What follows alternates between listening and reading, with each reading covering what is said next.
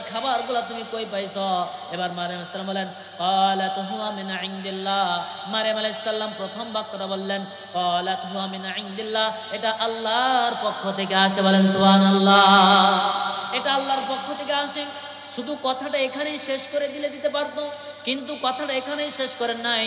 আল্লাহর পক্ষ থেকে শুধু আসেন না, মারিয়াম আলাইহিস সালাম বলেন ইন্নাল্লাহা ইয়ারযুকু মাইয়াশাউ বিগাইরি হিসাব। সুবহানাল্লাহ। আল্লাহ তাআলা ইমরানের স্ত্রী হান্নার দোয়া কবুল করলেন। আল্লাহ তাআলা কবুল করেন এবং ইমরানের স্ত্রী হান্নার গর্ভে একটা সন্তান দেন। আর সেই সন্তানটা পায়া ইমরানের স্ত্রী হান্না আল্লাহর কাছে কয়, আল্লাহ তাআলা বলেন ইন্নী নাযারতু লাকা মা ফি বাতনি মুহাররারান ফাতাকাব্বাল মিন্নি। জোরে বলেন সুবহানাল্লাহ। সে মানত করেছিল,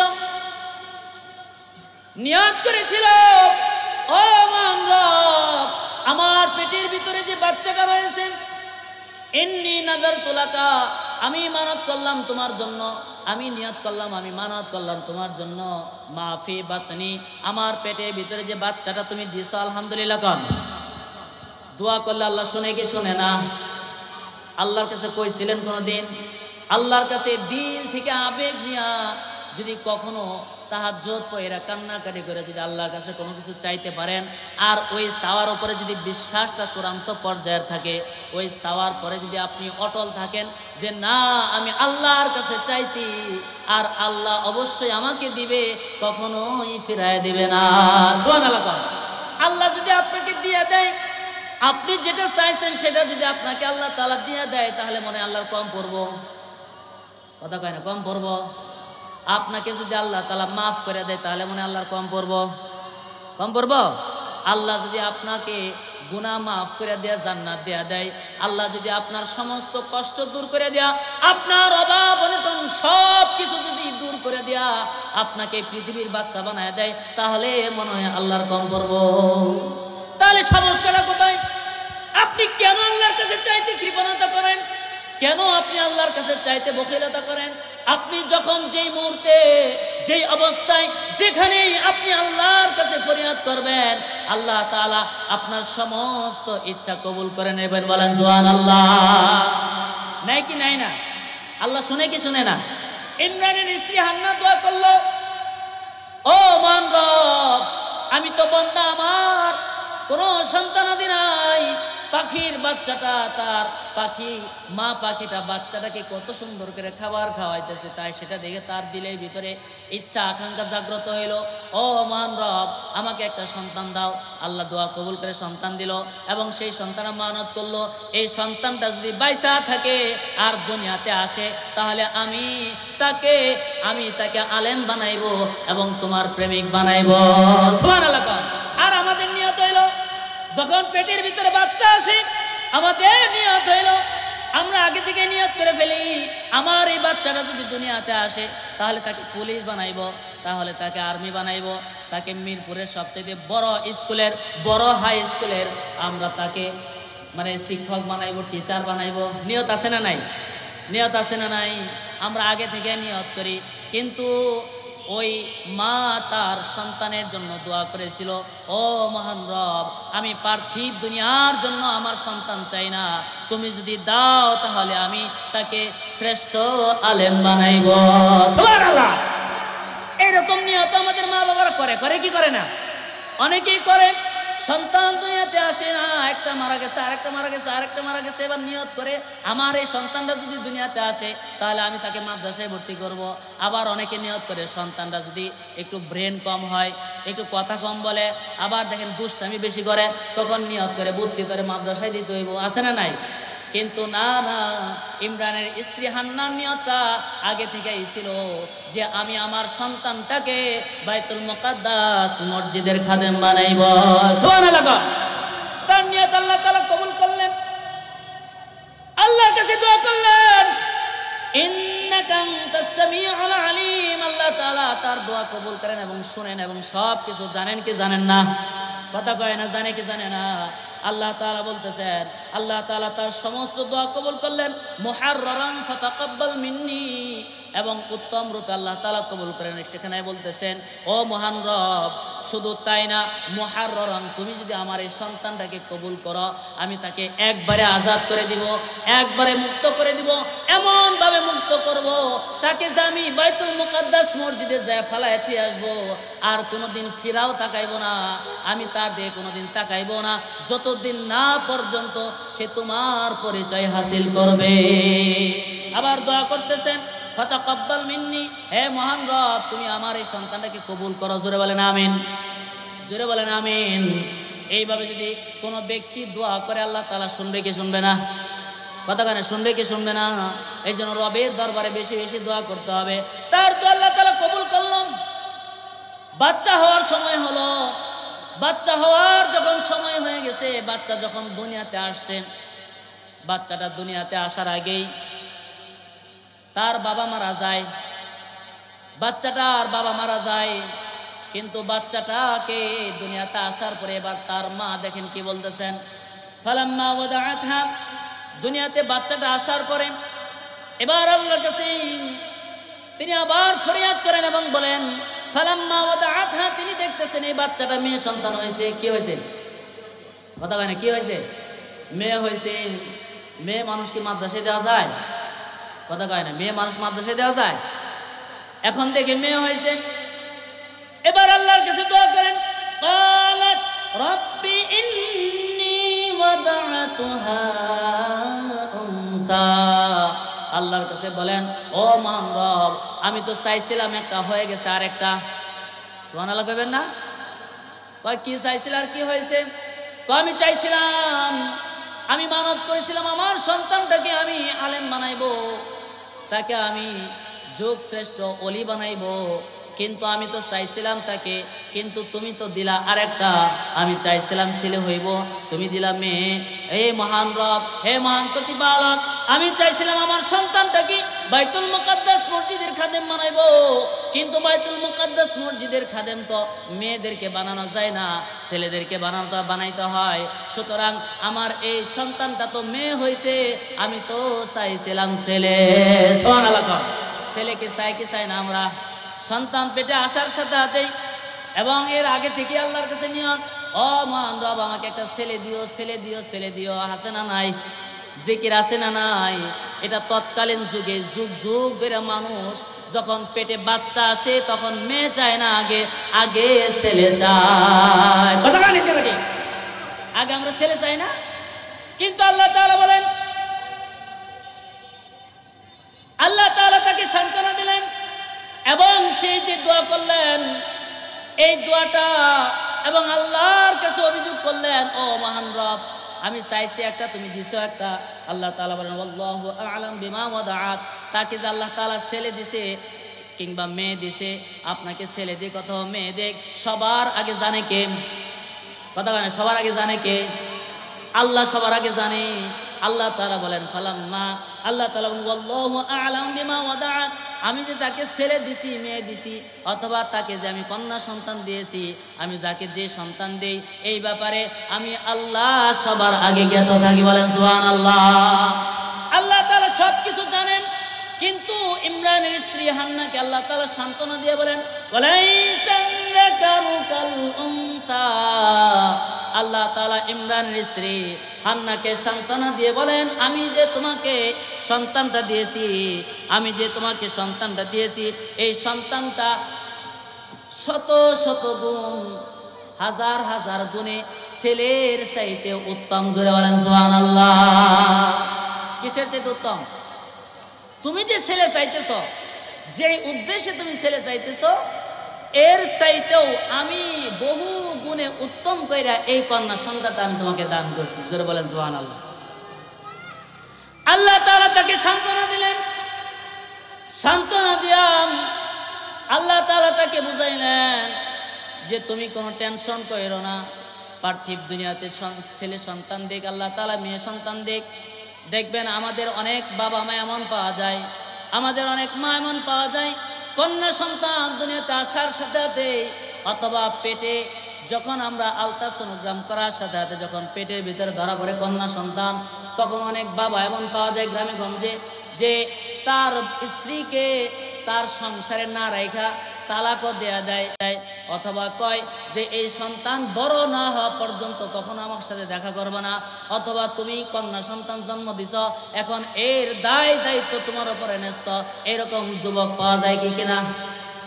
আপনাদের সন্ধানে আছে কিনা? এমন অহরহ অভাব নাই। আমাদের কাছে অনেক এমন আসে যে হুজুর আমার এই সংসারটা কিভাবে টিকানো যায়? যতবার সন্তান হয়েছে ততবারই মেয়ে হয়েছে, যতবার সন্তান হয়েছে ততবারই কন্যা হয়েছে। এখন এই বউ আর রাখা যাবে না, এই বউ বাদ দিতে হবে, এখন নতুন বিয়া করতে হবে। এমন আছে না? না।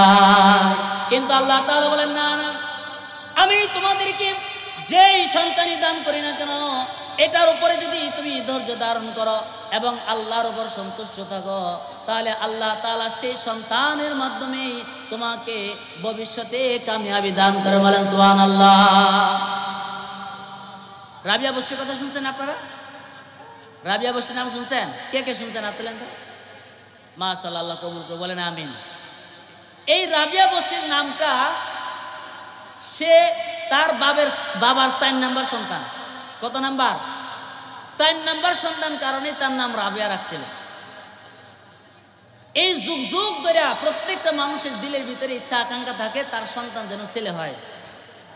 এই রাবিয়া বসির বাবার মনের ভিতরে এই আকাঙ্ক্ষাটা ছিল যে আমার সন্তানটা যেন কি, এর আগে 3টা মেয়ে হয়েছে, এর পরেরটাও মেয়ে হওয়ার সম্ভাবনা আছে, কিন্তু তিনি আল্লাহর কাছে দোয়া করতেছেন, এই মহান রব তুমি এর আগে আমার 3টা মেয়ে দিছ, এর দ্বিতীয়টা এবং 4 নাম্বারটা তুমি যেন মেয়ে না দাও, তাহলে মানুষকে কিন্তু চেহারা দেখানো যাইবে না। মানুষের কাছে যখনই যাইব তখনই মানুষ আমাকে চুলকানি দিবে, মানুষের কাছে যখনই যাব তখনই মানুষ আমাকে বিভিন্নভাবে তখন গালমন্দ করবে এবং আমাকে আটখোরা বলবে, বলে কি বলে না? তিনি আল্লাহর কাছে দোয়া করলেন।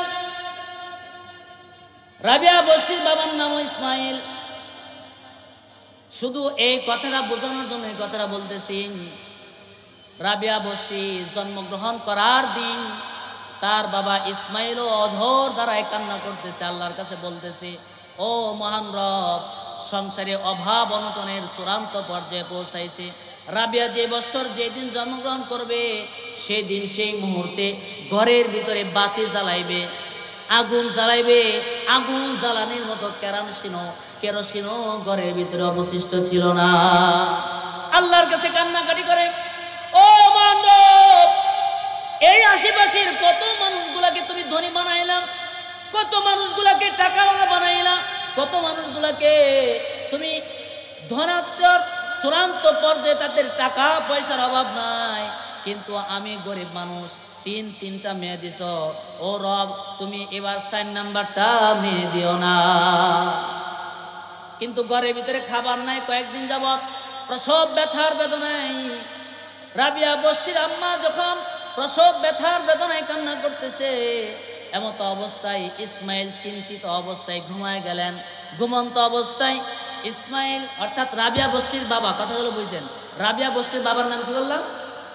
ইসমাইল। হ্যাঁ, ইসমাইল কান্না করতেছে, করতে করতে হঠাৎ করে ঘুমায় গেলেন। ঘুমের ভিতরে স্বপ্নযোগী রাসূলুল্লাহ সাল্লাল্লাহু আলাইহি সাল্লাম এসে উপস্থিত। সুবহানাল্লাহ।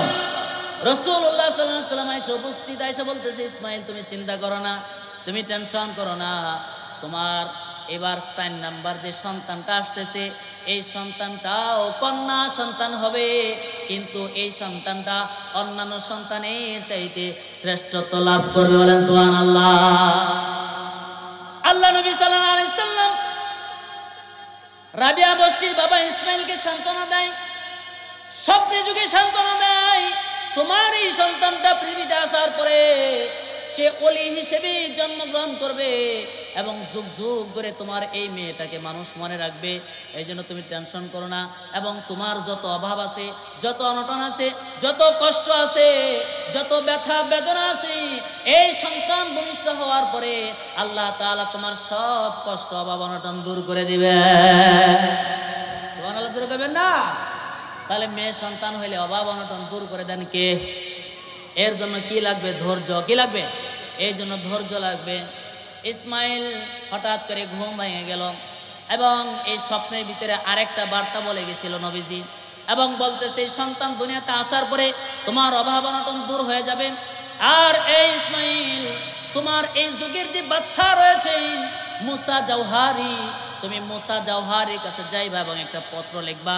এই পত্রের ভিতরে লিখবা যে আল্লাহ নবী সাল্লাল্লাহু আলাইহি সাল্লাম আমাকে স্বপ্ন যুগে জায়গায় জানাইছে, হ্যাঁ মুসা জাওহারি তুমি প্রত্যেক দিন সকাল এবং সন্ধ্যায় আল্লাহ নবী সাল্লাল্লাহু আলাইহি সাল্লামের উপর 100 বার করে দুরূদ শরীফ পাঠ করো এবং প্রত্যেক শুক্রবার তুমি 400 বার দুরূদ শরীফ পাঠ করো।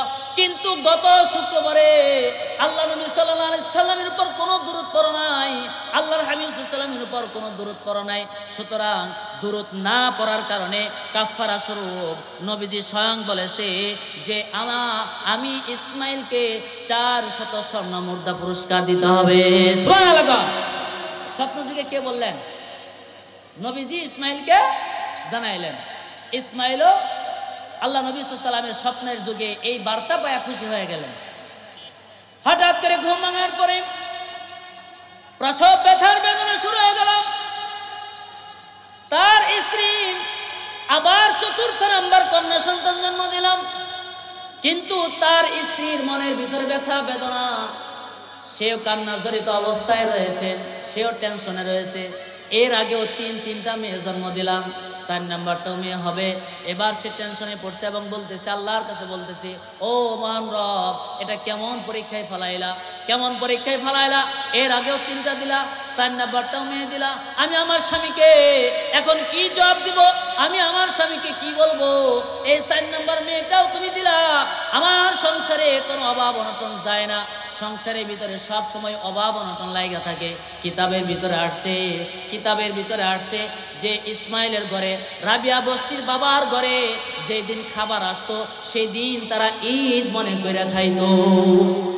যেদিন তাদের ঘরের ভিতরে খাবার আসতো তাদের আশেপাশের মানুষগুলো দয়া করে 3-4 দিন পর পর যেদিন খাবার দেওয়া যাইত এই খাবারগুলা তারা আনন্দ করে খাইতো এবং সেই দিন তাদের কাছে এত আনন্দ মনে হইতো যে মনে হয় আজকে ঈদ হচ্ছে। এই অভাব অনটনের সংসারের ভিতরে এর আগেও 3টা দিলা, এখন আবার আরেকটা দিলা। ও মহান রব তুমি কি একটা ছেলে দিতে পারলা না? এবার স্বামী যখন সন্তান হওয়ার খবর শুনলেন, কিছুক্ষণ পরে রুমে ঢুকলেন। রুমে ঢোকার পরে দেখেন স্ত্রীর মন মলিন, তখন স্ত্রীকে সান্ত্বনা দিলেন, তুমি টেনশন করো না, স্বয়ং রসুল আমাকে স্বপ্ন যোগে দেখা দিলেন। এইবার 4 নাম্বার মেয়েটা যেটা আমাদের দুনিয়াতে আসছে এটার সুসংবাদ স্বয়ং রসুল আমাকে দিয়েছেন। সুবহানাল্লাহ। শুধু রসুল স্বপ্ন যোগে আমাকে জানান নাই, শুধু এতটুকুই না, এবং বলেছে এই মেয়েটা ভবিষ্যৎ ওলি হবে এবং এই মেয়েটাকে যুগ যুগ ধরে মানুষ চিনে থাকবে। সবাই এই যুগ যুগ ধরে মানুষ এই মেয়েটাকে সবাই অন্তরের ভিতরে রাখবে, সবাই এই মেয়েটাকে জানবে। আমরা সবাই রাবিয়া বস্তির নাম জানি কি জানি না? কথা কয় না, জানি কি জানি না? রাবিয়া বস্তির কেউ দেখছেন? রাবিয়া বস্তি দেখছেন কেউ?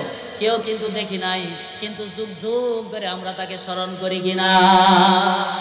এরপর আল্লাহ নবী বলেন শুধু তাই না, আমাদের অভাব অনটন সব আল্লাহ তাআলা দূর করে দিবেন। বলে কিভাবে? আল্লাহ নবী সাল্লাল্লাহু আলাইহি ওয়াসাল্লাম একটা পত্র লিখতে বলছেন বাদশার কাছে, কয় দেরি করেন কেন, তাড়াতাড়ি পত্র লিখেন। এইবার বাদশার কাছে পত্র লিখলো, পত্রের ভিতরে লিখছে, এই পত্র পায়া বাদশা তো তার চোখের পানি ধরে রাখতে পারলো না। বাদশা মুসা জাওহারি মন্ত্রীর মাধ্যমে যখন পত্র পাইলেন, ইসমাইলের পত্রের ভিতরে স্পষ্ট করে লেখা, হে মুসা জাওহারি তুমি প্রত্যেক দিন নবীর উপর 100 বার করে দুরূদ শরীফ পাঠ করতা, কিন্তু গত শুক্রবারেও প্রত্যেক জুমাবারে তুমি 400 বার নবীর উপর দুরূদ পড়তা, কিন্তু গত শুক্রবারে তুমি নবীর উপর দুরূদ পড়ো নাই, না পড়ে ঘুমায় গেছো। আর সেটার কাফারা স্বরূপ আমি ইসমাইলকে 400 স্বর্ণ মুদ্রা পুরস্কার দিতে হবে। তার চোখের পানি ধরে রাখতে পারলো না। আল্লাহ নবী স্পষ্ট বলছে, আমার মুসা জাওহারি সে আমার উপর দুরূদ না পড়ে ঘুমায় গেছে। মন্ত্রীকে বলে, ও মন্ত্রী আবার বলো কি বলছে? আমার মুসা জাওহারি বলছে। মন্ত্রীকে আবার বলে, মন্ত্রী কি বলছে? নবীজি বলছে মুসা জাওহারি আমার মুসা বলছে। এইভাবে বারবার জিজ্ঞেস করে আর চোখের পানি ছেড়ে দেয়। আর সাথে সাথে 700 স্বর্ণ মুদ্রা বাজেট করে ফেলে যে এই গ্রামে যত গরিব মানুষ আছে এবং যত মানুষ আছে সবার কাছে 700 স্বর্ণ মুদ্রা তুমি সবার কাছে বিলি করে দাও। বলেন সুবহানাল্লাহ। এবং যে লোকটার কাছে নবীজি সাক্ষাৎকার দেয়, যে লোকটার কাছে আমি আমার মতো একজন গুনাহগার নাদান মানুষের সংবাদ আসে, তার কাছে স্বর্ণ মুদ্রা তুমি মন্ত্রী নিয়ে যাইবা না, স্বয়ং আমি বাদশাহ, স্বয়ং তার কাছে আমি স্বর্ণ মুদ্রা তার কাছে নিয়ে যাই। বলেন সুবহানাল্লাহ। একজন গরিব মানুষকে আল্লাহ তাআলা কেমন ভালোবাসেন, গরিব মানুষকে আল্লাহ তাআলা কেমন ভালোবাসেন। গরিবরা কষ্টের ভিতরে পড়ে, অভাব অনটনের ভিতরে পড়ে, যতটুক আল্লাহকে না ডাকে ধনী মানুষ ততটুক ডাকে না। যে যত বেশি ধনী হয়ে যায়, যে যত বেশি টাকাওয়ালা হয়ে যায়, যে যত বেশি সম্পদশালী হয়ে যায়, সে তত বেশি আল্লাহ থেকে গাফেল হয়ে যায়। কথা ঠিক না বেশি? এই জন্য গরিব মানুষ কিন্তু আল্লাহকে বেশি ডাকেন, আল্লাহর কাছে ফরিয়াদ করেন। এবার মুসা জওহারি মন্ত্রীকে বললেন, আয় আমার ঘোড়া ঠিক করো, আমার গাড়ি ঠিক করো, আমি ওই বড় আল্লাহর ওলিকে দেখতে চাই যার কাছে রসুল স্বয়ং স্বপ্নে যুগে দেখা দেয়, এবং আমার এই গোপন আমলটা এই পৃথিবীর কেউ জানে না, একমাত্র আমার আল্লাহ ছাড়া। সুবহানাল্লাহ। আমি প্রত্যেক দিন জুমাবারে 400 বার নবীর উপর দরুদ পড়ি, কিন্তু রাষ্ট্রীয় কাজে ব্যস্ত থাকার দরুন গত শুক্রবারে আমার রসুলের উপর দরুদ পড়তে আমি ভুলে গেছি, আমার রসুলকে আমি ভুলে গেছি। আমার রসুলকে ভুলে যাওয়ার দরুন আমার রসুল আমাকে স্মরণ করেছে। এটা আমি কত বড় নালায়েক, আমি কত বড় নালায়েক, যেখানে রসুলকে আমি স্মরণ করব আর রসুলকে স্মরণ না করার দরুন রসুল আমার কাছে খবর পাঠাইছে। সুতরাং যার মাধ্যমে খবর আসে এবং যাকে নবীজি স্বপ্ন যুগে দেখা দেয়, সে সাধারণ মামুলি কোনো ব্যক্তি না। আমি বাদশাহ তার সাথে দেখা করব, এবং বাদশাহ যখন রাবিয়ার আব্বার কাছে ইসমাইলের কাছে আসে, তখন ওই যুগে ওই জামানার আশেপাশে যত ধনী মানুষ আছিল এতদিন তাদেরকে তিরস্কার করত এবং তাদেরকে গরিব বলে গালিগালাজ করত। তারা এবার কয় রাবিয়া বস্তিকে দেখা, রাবিয়া বস্তির বাবা মাকে দেখা এবার আমাদের আফসোস হচ্ছে যে একজন গরিব মানুষের সাথে এই জামানার বাদশাহ কিভাবে দেখা করতে পারে। আল্লাহ পারে কি পারে না? কথা বলেন, আল্লাহ পারে কি পারে না? এই জন্য মেয়ে সন্তান হইলে ভয় নাই, ছেলে হোক মেয়ে হোক দিনী শিক্ষায় শিক্ষিত করবেন তো, ছেলে হোক মেয়ে হোক, অথবা ছেলে মেয়েকে পারেন নাই নাতি নাতর হোক, একমাত্র আল্লাহ প্রদত্ত শিক্ষায় শিক্ষিত করবেন ইনশাআল্লাহ। ইমরানের স্ত্রী হান্না আল্লাহর কাছে দোয়া করলো, আল্লাহ কবুল করলো, সন্তান দুনিয়াতে আসলো, কিন্তু অভিযোগও করলো, অভিযোগের উত্তর আল্লাহ তাআলা দিল। আল্লাহ তাআলা বলল, মেয়ে সন্তান দুনিয়াতে আসলে আফসোস করো না, তোমার একটা মেয়ে সন্তান আসছে, 2টা আসছে, 3টা আসছে, তুমি যদি ধৈর্য ধারণ করতে পারো তাহলে যতগুলা মেয়ে আসবে ততগুলা জান্নাতের মালিক হয়ে যাবে। সুবহানাল্লাহ। ইমরানের স্ত্রী হান্না আল্লাহর কাছে দোয়া করলেন এবং আল্লাহ সান্ত্বনাও দিয়ে দিলেন। শুধু তাই না, স্বয়ং রব্বে কারীম ওই সন্তানের নাম রেখে দিলেন। সুবহানাল্লাহ। সন্তানের নাম আল্লাহ রেখে দিলেন। আল্লাহ তাআলা বলেন, ওয়া ইন্নী সাম্মাইতুহা মারইয়াম ওয়া ইন্নী উঈযুহা বিকা ওয়া যুররিয়াতাহা মিনাশ শাইতানির রাজীম। জোরে বলেন সুবহানাল্লাহ। ওয়া ইন্নী সাম্মাইতুহা মারইয়াম, বলেন কি নাম বললাম? কথা কয় না, পিছর দিয়ে কয় না। মারিয়াম, সামনের গোলা বলেন কি কইলাম? পিছের গোলা আরো জোরে। হ্যাঁ, বাচ্চাটার নাম কি? কে রাখলেন? নামটা কে রাখলেন? বাচ্চাটার নামটা আল্লাহ রেখে দিলেন। এবং আল্লাহ তাআলা বলেন, এই বাচ্চাটাকে আমি কবুল করলাম, এতে কোনো সন্দেহ নাই। শুধু এই বাচ্চাটাকে না, এই বাচ্চার পরবর্তী তার গর্ভের ভিতরে অর্থাৎ মারিয়ামের গর্ভেও যে সন্তান এবং আওলাদরা আসবে তাদেরকেও আমি রব কবুল করলাম, এমনভাবে কবুল করলাম যে পৃথিবীর কোনো শয়তান এবং পৃথিবীর কোনো জিন দেওদানব তাদের কোনো ক্ষতি করতে পারবে না। সুবহানাল্লাহ। আল্লাহ তাআলা বাচ্চাটার নাম রেখে দিলেন। আমরা যখন আমাদের সন্তানাদি পৃথিবীতে আসবে তখন বুজুর্গ ব্যক্তিদেরকে দিয়া নাম রাখাইব, মসজিদের ইমাম সাহেবকে দিয়ে নাম রাখাইব, এবং 7 দিনের দিনে বাচ্চার নাম রাখবো, আকিকা করব এবং মাথা মুন্ডন করব। সুন্নত কার? সুন্নত? এটা রসুলের সুন্নত। সুতরাং এই কাজগুলো করব, বাচ্চার নাম রাখবো সুন্দর নাম, এমন একটা নাম আপনি জানেন, আপনি সুন্দর নাম জানেন, তারপরও রাখবেন না। একজন বুজুর্গ ব্যক্তির কাছে নিয়ে যাবেন, ইমাম সাহেবের কাছে নিয়ে যাবেন, যায়া বাচ্চার মুখের প্রথম মধুটা এটাও একজন বুজুর্গ মানুষের হাত দিয়ে দিবেন। ইনশাআল্লাহ মনে থাকবে তো? বাচ্চার নাম কে রাখলেন? কথা কয় না। মারিয়াম নাম কে রাখলেন? আল্লাহ তাআলা বাচ্চার নামটা রেখে দিলেন এবং আল্লাহ তাআলা বলেন যে এই বাচ্চাটাকে মিনাশ শাইতানির রাজিম, শয়তান থেকে আমি বিতাড়িত, শয়তান থেকে হেফাজত করেছি।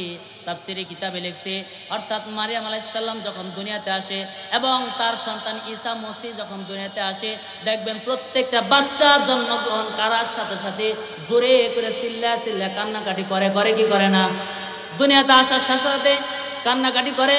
কিন্তু মারিয়াম আলাইহিস সালাম এবং তার সন্তানকে আল্লাহ তাআলা এই কান্নার হাত থেকে বাঁচাইছেন। অর্থাৎ কান্নার অর্থ হইল, মুফাসসির কিরাম লেখেন, বাচ্চা দুনিয়াতে আসার সাথে সাথে শয়তান তাকে স্পর্শ করে, কিন্তু আল্লাহ তাআলা মারিয়াম এবং তার সন্তানকে সে বিতাড়িত শয়তান থেকে হেফাজত করেছেন, এই জন্য তখন সাথে সাথে কান্নাও করে না।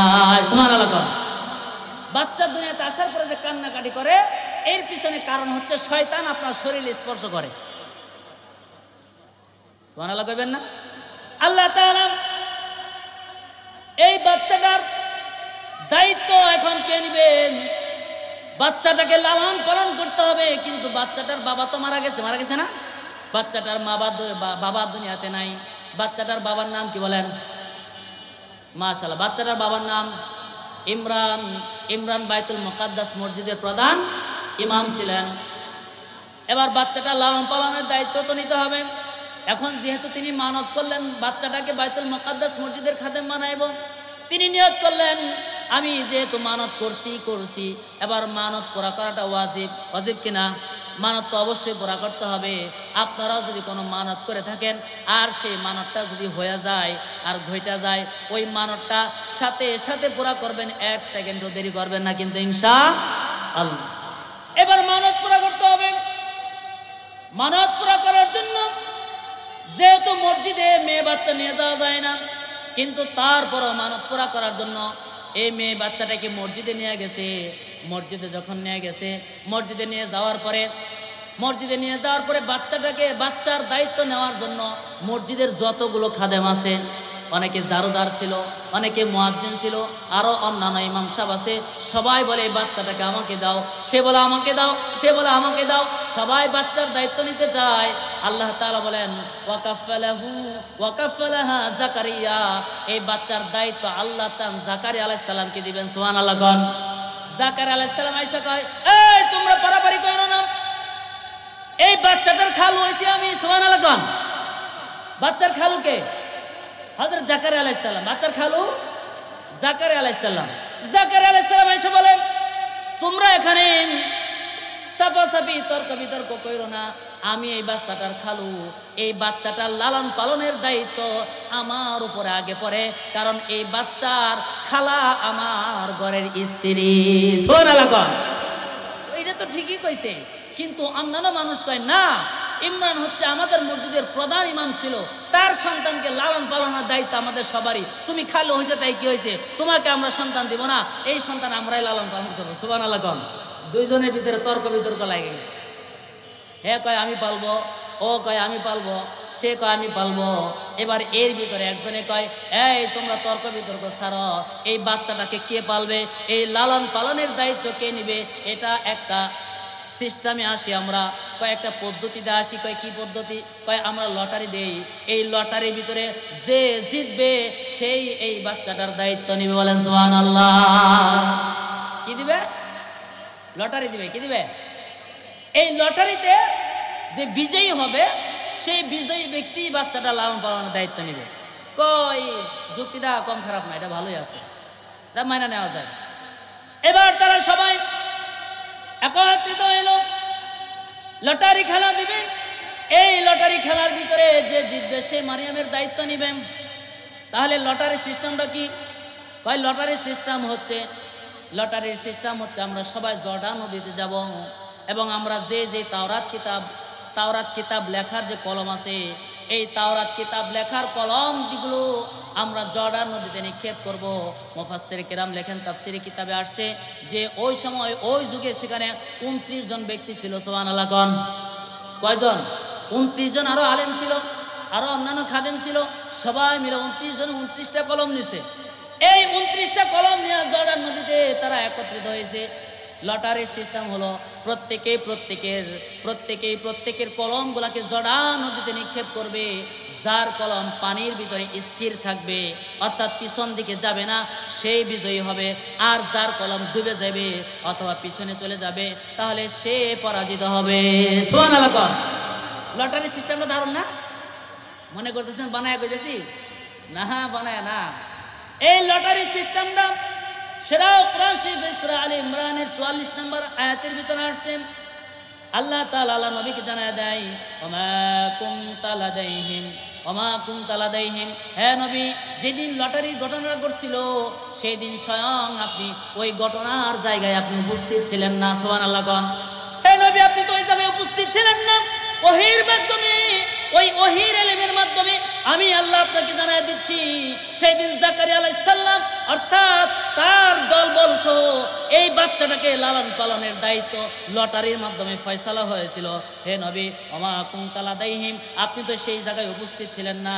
ইযুলকুনা আকলামাহুম, তারা প্রত্যেকের কলমগুলো যখন নদীতে নিক্ষেপ করলো, নদীতে নিক্ষেপ করার পরে নদীতে নিক্ষেপ করার একটাই উদ্দেশ্য ছিল, আইয়ুহুম ইয়াকফুলু মারইয়াম, অর্থাৎ মারিয়াম আলাইহিস সালামের দায়িত্ব, মারিয়াম আলাইহিস সালামের লালন পালনের দায়িত্ব কার উপরে ন্যস্ত হবে। এই ন্যস্ত করার জন্যই সেই দিন জর্ডান নদীতে লটারিটা হয়েছিল। আল্লাহ তাআলা আবার বলেন, ওমা কুনতা লাদাইহিম, হে নবী, আপনি তো সেখানে উপস্থিত ছিলেন না, সেই দিনের ঘটনাটা উপস্থিত ছিলেন না, আপনি স্বচক্ষে দেখেন নাই। ইয ইয়াখতাসিমুন, তারা যখন একে অপরে তর্ক বিতর্ক করতেছিল, তারা যখন একে অপরে মারিয়াম আলাইহিস সালামকে নিয়ে তর্ক করতেছিল যে এই বাচ্চাটা লালন পালনের দায়িত্ব কে নেবে, আমি আল্লাহ সেই দিন তাদের ব্রেনের ভিতরে লটারির মাধ্যমে বাচ্চাটা লালন পালনের দায়িত্ব দিয়ে দিয়েছিলাম। বলেন সুবহানাল্লাহ। তাহলে খেলা শুরু হয়ে গেল। প্রত্যেকের কলমগুলো জর্ডান নদীতে নিক্ষেপ করলাম। 29 জনের ভিতরে 28 জনের কলমই, কারো কলম ডুবে গেল, আবার কারো কলম পিছন দিকে চলে গেল। শুধু একজনের কলম পানির বিপরীত স্রোত, অর্থাৎ স্রোতের জায়গায় স্থির থাকলো, যেটা পিছন দিকে গেল না, সামনের দিকে যাওয়া শুরু করলো, অর্থাৎ স্রোতের উপরে স্থির থাকলো, ডুবেও নাই। এটা একমাত্র হযরত জাকারিয়া আলাইহিস সালামের কলম। সুবহানাল্লাহ। কার কলম? তাহলে অবশেষে নিজের খালুর উপরেই তার যে কন্যা সন্তানটা, তার নাম কি বললাম? মারিয়াম আলাইহিস সালাম। মারিয়াম আলাইহিস সালামের দায়িত্ব অবশেষে কার উপরে পড়লো? তার খালুর উপরে পড়লো। খালুর নাম কি? হযরত জাকারিয়া আলাইহিস সালাম। সুবহানাল্লাহ। জোরে কোন।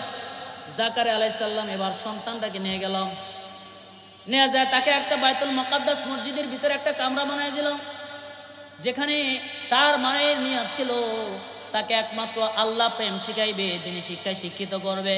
তাকে দুনিয়াবি কোনো উদ্দেশ্য ছিল না, তাকে ডাক্তার বানাইবে উদ্দেশ্য ছিল না, তাকে পুলিশ বানাইবে উদ্দেশ্য ছিল না, তাকে ইঞ্জিনিয়ার বানাইবে উদ্দেশ্য ছিল না, পার্থিব দুনিয়ার কোনো মোহই ছিল না। আল্লাহ তাআলা বাচ্চাটাকে তার মায়ের দোয়াই কবুল করে নিলেন। আল্লাহ তাআলা কবুল করলেন। বাইতুল মুকাদ্দাস মসজিদের ভিতরে একটা আলাদা কামরা বানাই দিল। এই কামরার ভিতরে হযরতে মারিয়াম আলাইহিস সালাম আল্লাহর ইবাদতে লিপ্ত হইল। মারিয়াম আলাইহিস সালামকে দেখে সবাই খুশি হয়ে গেল। তাফসীরে কিতাবে লিখছে, অন্যান্য বাচ্চারা 1 বছরে যতটুকু বড় হইতো, আল্লাহ তাআলা মারিয়াম আলাইহিস সালামকে একদিনে এর চাইতে বড় বানায় দিত। সুবহানাল্লাহ। ধাপ ধাপ করে বড় হইতে শুরু হলো। মারিয়াম আলাইহিস সালাম এবার নির্জন প্রান্তরে আলাদা এক কক্ষে আল্লাহর ইবাদত করে, যেখানে একমাত্র আল্লাহর সন্তুষ্টি, দ্বিতীয় পার্থিব দুনিয়ার কোনো মহতা দিলের ভিতরে নাই। আল্লাহ প্রেম ছাড়া তার দিলের ভিতরে আর কোনো জাগতিক প্রেম নাই, একমাত্র আল্লাহ প্রেম নিয়ে সে যখন ইবাদত করতে শুরু করলো, সেখানে আলাদা কক্ষ, সেই কক্ষে হযরতে মারিয়াম আলাইহিস সালাম ছাড়া এবং জাকারিয়া আলাইহিস সালাম ছাড়া দ্বিতীয় আর কেউ প্রবেশ করতে পারে না। বলেন সুবহানাল্লাহ। আল্লাহ তাআলা তাকে কবুল করলেন।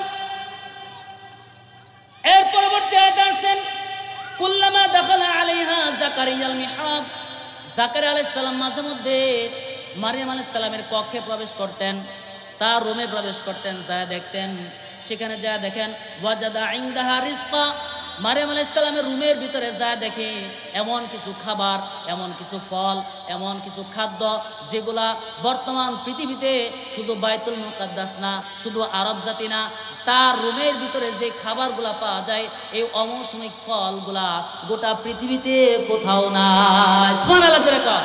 এই খাবার দেখে মারিয়াম আলাইহিস সালামকে হযরত জাকারিয়া আলাইহিস সালাম প্রশ্ন করল, এই মারিয়াম, তোমার ঘরের ভিতরে, তোমার রুমের ভিতরে একমাত্র আমি তোমার খালু ছাড়া কেউ প্রবেশ করে না, তোমার ঘরের ভিতরে আমি ছাড়া কেউ প্রবেশ করে না, অন্য কোনো ভিন পুরুষের সাথে তোমার দেখা হয় না। ক্বালা ইয়া মারইয়াম, মারইয়াম আলাইহিস সালামকে বলেন, ক্বালা ইয়া মারইয়াম আন্না লাকি হাযা, তাহলে তোমার ঘরের ভিতরে যে খাবারগুলো আমি দেখতে পাচ্ছি, যে ফসলগুলো, যে ফল ফ্রুটগুলো আমি দেখতে পাচ্ছি, এই ফল ফ্রুটগুলা তুমি কোথায় পাইছো? সত্যি সহকারে আমাকে বলো। সুবহানাল্লাহ। খালু মারিয়াম আলাইহিস সালামকে জিজ্ঞেস করে, খাবারগুলো কই পাইলা তুমি? কেউ তো এই রুমে কেউ প্রবেশ করে না। এত সুন্দর জবাব দিলেন, এত সুন্দর জবাব দিলেন, জবাব শুনে আপনারাও খুশি হয়ে যাবেন। এই জবাবটা আমার কাছে এত ভালো লাগছে, মারিয়াম আলাইহিস সালামের জবাবটা আমার কাছে এত ভালো লাগছে।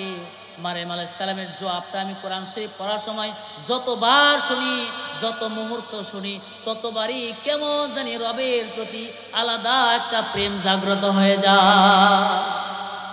মারিয়াম আলাইহিস সালামকে জিজ্ঞেস করলে, মারিয়াম, তোমার রুমের ভিতরে আমি খালু ছাড়া তো কেউ প্রবেশ করে না, কোনো বিন পুরুষের সাথে তোমার দেখা হয় না, কেউ তোমার ঘরের ভিতরে প্রবেশ করে না, তাহলে খাবারগুলো তুমি কই পাইছো?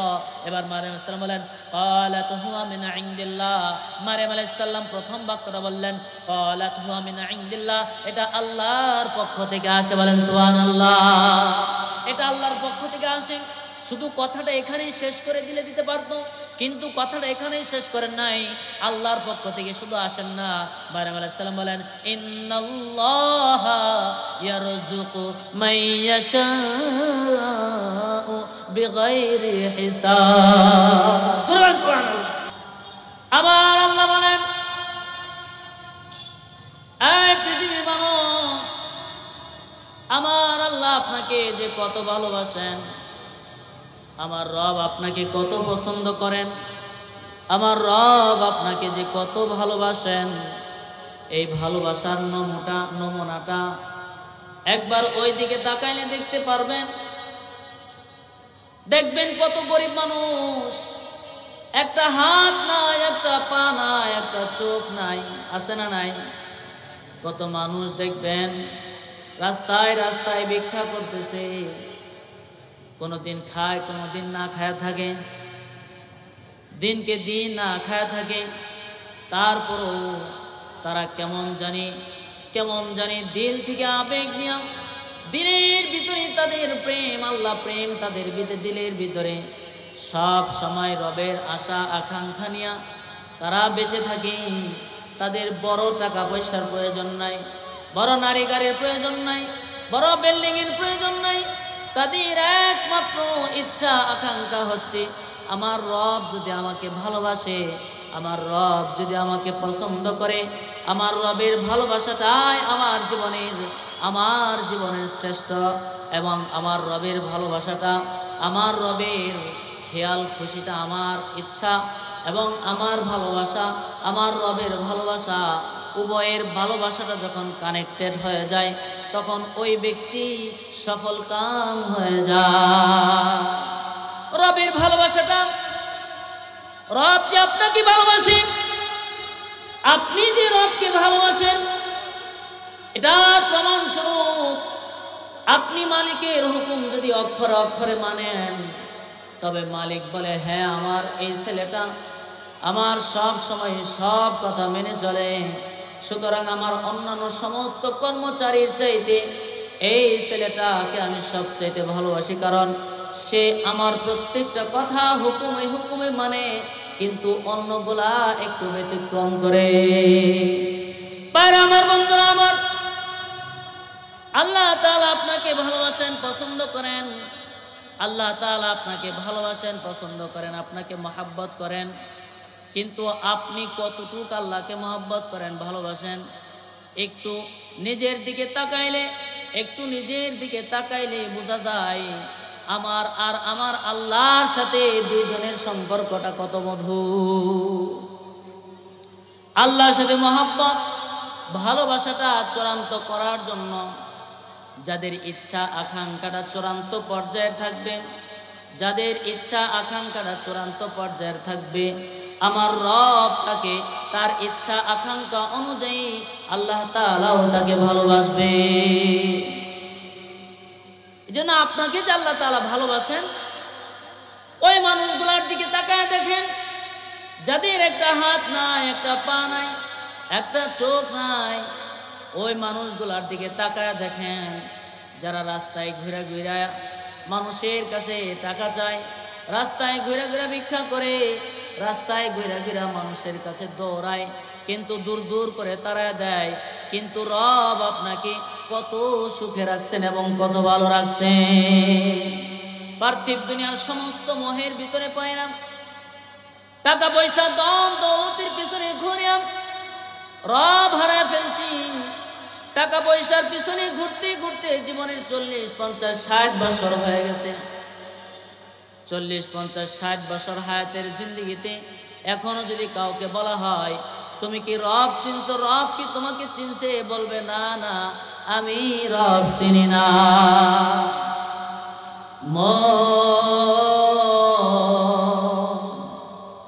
কারো লাগিয়া কান্দ দিবারাতি,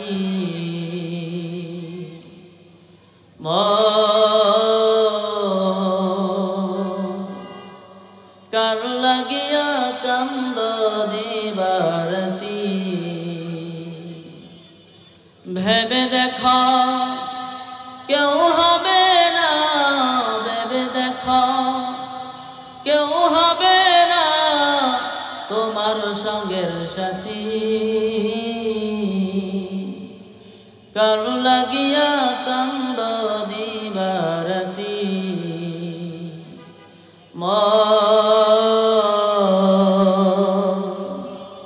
কারো লাগিয়া কান্দ দিবারাতি।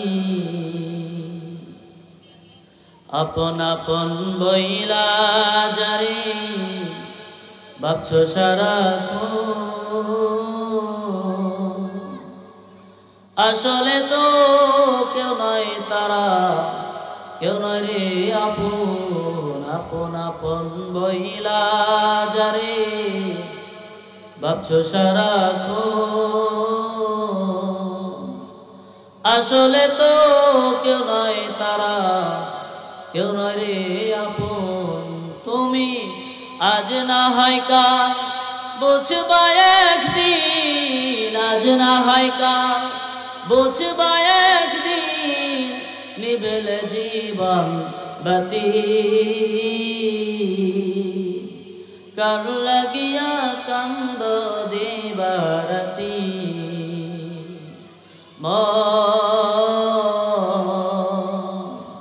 কারো লাগিয়া কান্দ দিবারাতি। পৃথিবীর মানুষ এই যে টাকা পয়সা ধন দৌলতের পিছনে ঘুরতেছি,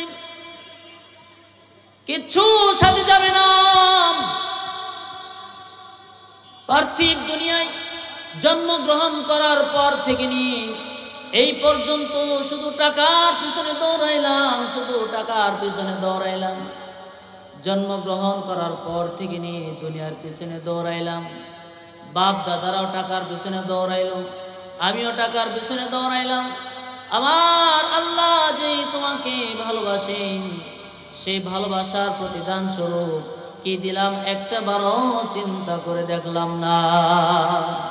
ভাই আমার, বন্ধুরা আমার, ভালোবাসার প্রেম স্বরূপ পূর্বের যুগের মানুষগুলাকে আল্লাহ তাআলা, যে সমস্ত মানুষগুলো আল্লাহকে বেশি ভালোবাসতো, যে সমস্ত আল্লাহ প্রেমিকগুলো আল্লাহকে বেশি ভালোবাসতো, এই সমস্ত মানুষগুলাকে আল্লাহ তাআলা কি পরিমাণ ভালোবাসতো এবং তারা আল্লাহকে কি পরিমাণ ভালোবাসতো, এই ভালোবাসার নিদর্শন স্বরূপ আল্লাহ তাআলা যুগ যুগ ধরে কোরআনুল কারিমে বহু ঘটনার উদ্ধৃতি দিয়েছেন এবং বহু ঘটনার মাধ্যমে আপনাকে আমাকে পার্থিব দুনিয়ার সমস্ত মোহ ত্যাগ করে একমাত্র আল্লাহ প্রেম শিখার জন্য বহু উদ্ধৃতি কোরআনে দিয়েছেন। এর প্রাসঙ্গিক কিছু কথা আমি ইনশাআল্লাহ বলবো, যদি আমার পাশে আপনারা থাকেন। কে কে থাকবেন ইনশাআল্লাহ? আল্লাহ তাআলা সবাইকে কবুল করে বলেন আমিন। তাহলে একটা জোরে তাকবীর হয়ে যাক, লিল্লাহি তাকবীর। এই আওয়াজে হবে না, জোরে একটা তাকবীর দেন, তাহলে আশেপাশের মানুষ ভাববে যে আপনারা কেউ বসছেন ভিতরে। নারে তাকবীর, নারে তাকবীর। আজকের সম্মেলন সফল হোক, আজকের সম্মেলন। নারে তাকবীর। আল্লাহ তাআলা আমাদের সবাইকে কবুল করুক, বলেন আমিন। আমি কোরআনুল কারীম থেকে এখানে আয়াত তেলাওয়াত করেছি। এই প্রাসঙ্গিক কিছু কথা ইনশাআল্লাহ বলবো, যেখানে আল্লাহ তাআলা এক মহিষী নারীর কথা আলোচনা করেছেন, যে আল্লাহ তাআলার এত পছন্দের বান্দী ছিলেন। আল্লাহ তাআলা তাকে এত ভালোবাসছেন, এত পছন্দ করছেন, তার পছন্দের নমুনা স্বরূপ আল্লাহ তাআলা কোরআনুল কারীমে তার জন্য আলাদাভাবে স্বতন্ত্র সূরা নাজিল করছেন, সুবহানাল্লাহ। এবং তার কথা আল্লাহ তাআলা কোরআনের বিভিন্ন জায়গায় বর্ণনা করেছেন। শুধু তাই না, এই আলোচনার মাধ্যমে আপনারা শিখতে এবং বুঝতে পারবেন যে ওই যুগে ওই জামানার মানুষ তৎকালীন সময়েও নিজেদের সন্তানগুলাকে, নিজেরা তো আলেম হবেনি, নিজেরা তো জ্ঞানী হবেনি, শুধু তাই না, জ্ঞানী মানুষগুলা দেখবেন বর্তমান পৃথিবীতে এমন একটা হুজুরও পাইবেন না যে হুজুরের ছেলেকে অথবা মেয়েকে স্কুলে পড়াইছে, পাইবেন? দেখছেন আপনারা? আচ্ছা, হুজুররা কি আপনাদের সাথে কম বুঝে না বেশি বুঝে? কথা কয় না, কম বুঝে না বেশি বুঝে? বেশি বুঝে। আল্লাহকে কি আপনাদের চাইতে কম চিনে না বেশি চিনে? বেশি চিনে। দেখবেন তো শতকরা কত পার্সেন্ট হুজুরের ছেলে মেয়েদেরকে স্কুলে পড়াইছে, আছে এরকম? দেখছেন আপনারা? কিন্তু হুজুরদের সন্তানগুলোকে কেন তারা হুজুর বানায়? হুজুরদের সন্তানগুলোকে কেন তারা মাদ্রাসায় পড়ায়? হুজুরদের সন্তানগুলোকে কেন স্কুলে দেয় না? হুজুরদের সন্তানগুলোকে কেন তারা দ্বীনি শিক্ষায় শিক্ষিত করে? এটা কখনো দেখছিলেন, চিন্তা ভাবনা করছিলেন? কোনোদিন করেননি। এই আল্লাহ প্রেম দিলে লালন করার জন্য তৎকালীন যুগে এর একটা ঘটনার উদ্ধৃতি কোরআন শরীফে আছে, যেটা আল্লাহ তাআলা বলছেন, হে নবী, আপনি ইমরানের কথা, ইমরানের স্ত্রী হান্নার কথা মানুষের কাছে বর্ণনা করেন। কয় কেন বর্ণনা করবেন? কারণ তার সন্তানকেও দ্বীনি শিক্ষায় শিক্ষিত করার জন্য, তার সন্তানকে আলেম বানার জন্য, তার সন্তানকেও হুজুর বানানোর জন্য, তার সন্তানকে আল্লাহ প্রেমিক বানানোর জন্য, তার সন্তানকে মাদ্রাসায় ভর্তি করার জন্য ওই ইমরানের স্ত্রী হান্না আল্লাহর কাছে দোয়া করেছিল, বলেন সুবহানাল্লাহ। আল্লাহর কাছে কি করেছিল? দোয়া করেছিল, যেটা কোরআনে আসছে, ইয ক্বালাত ইমরাআতু ইমরান, ইমরানের পত্নী, ইমরানের স্ত্রী হান্নার কথা কোরআনে আসছে। তিনি একদিন গাছতলায় বসে দেখতেছেন একটা পাখি তার ছানাকে খানা খাওয়াইতেছে। একটা বড় পাখি, মা পাখি তার বাচ্চাকে খাবার খাওয়াইতেছে। এই মা পাখিটা বাচ্চা পাখিটাকে খাবার খাওয়ানো দেখা তখন তার দিলের ভিতরে ইচ্ছা আকাঙ্ক্ষা জাগলো, কারণ সেও ছিল বন্দা, তার কোনো ছেলে সন্তান ছিল না, মেয়ে সন্তানও ছিল না, তার কোনো ছেলে মেয়ে ছিল না। মা পাখিটা বাচ্চাটাকে খানা খাওয়াইতেছে দেখা ইমরানের স্ত্রী হান্না আল্লাহর কাছে দোয়া করলো, ও মহান রব, হে মহান প্রতিপালক, তুমিও যদি আমাকে একটা সন্তান দিতা, তাহলে এই সন্তানটাকে আমি দ্বীনি শিক্ষায় শিক্ষিত করতাম। সুবহানাল্লাহ। যে মহিলাটা দোয়া করলো, সেই মহিলাটার স্বামীর নাম কি? মহিলাটার নাম হান্না এবং তার স্বামীর নাম কি বললাম? ইমরান। আপনারা একটু আগায় বসেন, এখন আমি কথা বলবো আর আলোচনা করবো, আপনাদের উত্তর দিতে হবে। একটু আগায় বসেন। ইমরানের স্ত্রী হান্না, আর ইমরান ছিল ওই যুগের বাইতুল মুকাদ্দাস মসজিদের প্রধান ইমাম। বাইতুল মুকাদ্দাস মসজিদের নাম শুনছেন না? বাইতুল মুকাদ্দাস মসজিদের প্রধান ইমাম ইমরান। ইমরানের স্ত্রী হান্না মনে মনে নিয়ত করলো, ও মহান রব, আমার তো ছেলে নাই, মেয়ে নাই, সন্তানাদি নাই, তুমি যদি আমাকে একটা সন্তান দিতা তাহলে আমি খুশি হইতাম। আর এই সন্তানটা যদি তুমি দাও তাহলে আমি এই সন্তানটাকে দিনী শিক্ষায় শিক্ষিত করব, তাকে আমি আলেম বানাইব, তাকে আমি আল্লাহ প্রেমিক বানাইব। এই সন্তানটাকে তুমি যদি আমাকে দাও তাহলে আমি বাইতুল মুকাদ্দাস মসজিদের খাদেম বানাই। বলেন সুবহানাল্লাহ। ওই যুগে মাদ্রাসা ছিল না, তৎকালীন যুগে মাদ্রাসা ছিল না। ওই যুগের মানুষগুলো মসজিদে লেখাপড়া করত। আপনাদের ভিতরে যারা মুরব্বী আছেন তারাও, আপনারা কিন্তু মাদ্রাসায় পড়েন নাই, সকালবেলা মক্তবে পড়ছেন কিনা? সকালবেলা মক্তবে লেখাপড়া করতেন। তৎকালীন যুগে মাদ্রাসা ছিল না, এই জন্য তিনি মনে মনে নিয়ত করলেন, আমার এই সন্তানটা যদি দুনিয়াতে আসে এবং এই সন্তান তুমি যদি দাও তাহলে এই সন্তানটাকে আমি দ্বীনি শিক্ষায় শিক্ষিত করব। সুবহানাল্লাহ।